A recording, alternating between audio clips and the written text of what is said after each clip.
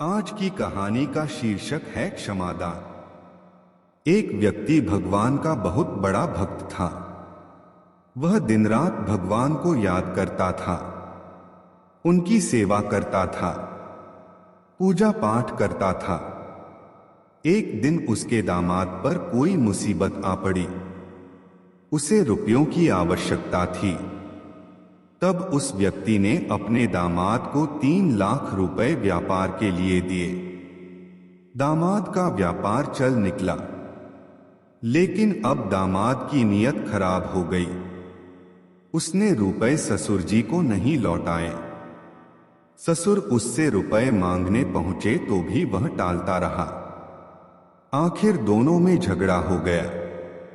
झगड़ा इस सीमा तक बढ़ गया कि दोनों का एक दूसरे के यहां आना जाना बिल्कुल बंद हो गया। घृणा व द्वेष का आंतरिक संबंध अत्यंत गहरा हो गया। अब उस व्यक्ति का पूजा पाठ में ध्यान कम लगता। हर समय उसे सिर्फ दामाद और पैसे की ही बात दिमाग में रहती। हर समय हर संबंधी के सामने अपने दामाद की निंदा, निरादर व आलोचना करने लगे।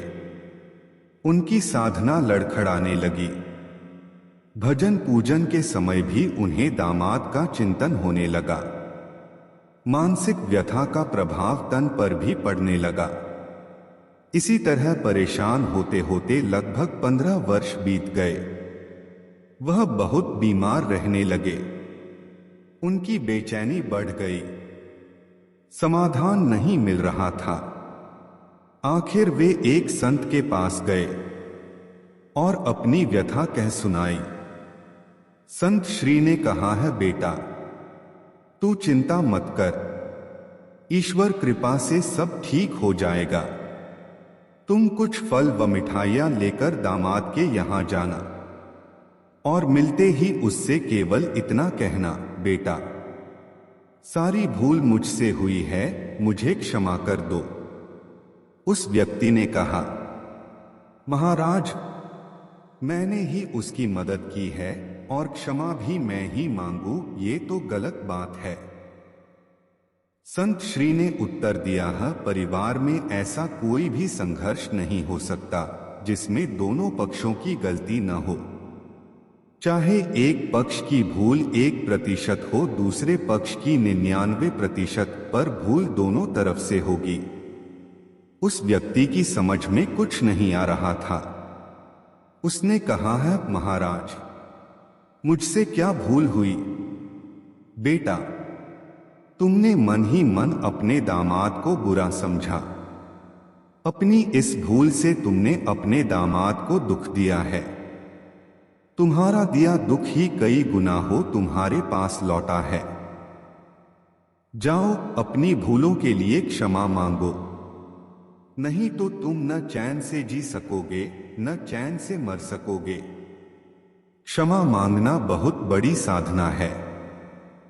उस व्यक्ति की आंखें खुल गई कि मैं तो बेकार ही मोह माया में पड़ा हुआ था और पैसों के चक्कर में मैंने अपने रिश्ते खराब कर लिए। इतने साल मैंने दुख और परेशानी में बताए। वैसे भी तो सब कुछ मेरा बेटी और दामाद का ही है। संत श्री को प्रणाम करके वे दामाद के घर पहुंचे। सब लोग भोजन की तैयारी में थे। उन्होंने दरवाजा खटखटाया। दरवाजा उनके दोहते ने खोला।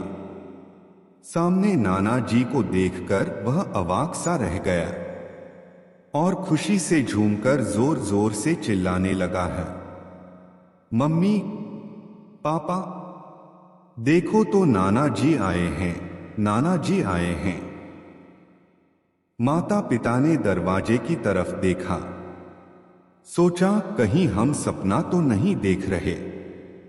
बेटी हर्ष से पुलकित हो उठी, आहा 15 वर्ष के बाद आज पिताजी आए हैं। प्रेम से गला रूंध गया, कुछ बोल न सकी। उस व्यक्ति ने फल व मिठाइयां टेबल पर रखी और दोनों हाथ जोड़कर दामाद को कहा है, बेटा सारी भूल मुझसे हुई है, मुझे क्षमा करो। क्षमा शब्द निकलते ही उनके हृदय का प्रेम अश्रु बनकर बहने लगा। दामाद उनके चरणों में गिर गए और अपनी भूल के लिए रो रो कर क्षमा याचना करने लगे। दामाद को भी अपने भूल पर पछतावा हो रहा था, क्योंकि गलती तो उसकी थी, उसने उनके पैसे नहीं लौटाए थे। ससुर जी के प्रेमाश्रु दामाद की पीठ पर और दामाद के पश्चाताप व प्रेम मिश्रित अश्रु ससुर जी के चरणों में गिरने लगे। पिता पुत्री से और पुत्री अपने वृद्ध पिता से क्षमा मांगने लगी। क्षमा व प्रेम का अथाह सागर फूट पड़ा। सब शांत चुप, सबकी आंखों से अविरल अश्रुधारा बहने लगी। दामाद उठे और रुपए लाकर ससुर जी के सामने रख दिए। ससुर जी कहने लगे, है बेटा, आज मैं इन कौड़ियों को लेने के लिए नहीं आया हूं। मैं अपनी भूल मिटाने, अपनी साधना को सजीव बनाने और द्वेष का नाश करके प्रेम की गंगा बहाने आया हूं। मेरा आना सफल हो गया, मेरा दुख मिट गया। अब मुझे आनंद का एहसास हो रहा है। दामाद ने कहा, है पिताजी, जब तक आप ये रुपए नहीं लेंगे तब तक मेरे हृदय की तपन नहीं मिटेगी। कृपा करके आप ये रुपए ले लें। उस व्यक्ति ने दामाद से रुपए लिए और अपनी इच्छानुसार बेटी व नातियों में बांट दिए। क्षमा मांगने के बाद उस व्यक्ति के दुख, चिंता, तनाव, भय, निराशा सब मिट गए और उसके अंदर असीम शांति आ गई। क्षमा मांग लेना और क्षमा कर देना आपको दिव्यता से भर देते हैं। दोस्तों, तभी तो कहते हैं क्षमादान सबसे बड़ा दान होता है।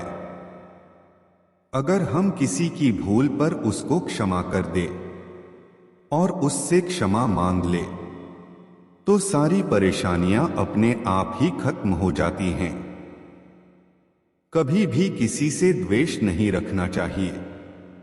गलती किसी की भी हो, किसी एक को तो झुकना ही पड़ता है और जो झुकता है वही इंसान सबसे बड़ा इंसान होता है। दोस्तों, अगर आप आगे भी ऐसी कहानी सुनना चाहते हैं तो वीडियो को लाइक करें और चैनल पर नए हो तो चैनल को सब्सक्राइब करें। हमारे साथ अंत तक बने रहने के लिए धन्यवाद।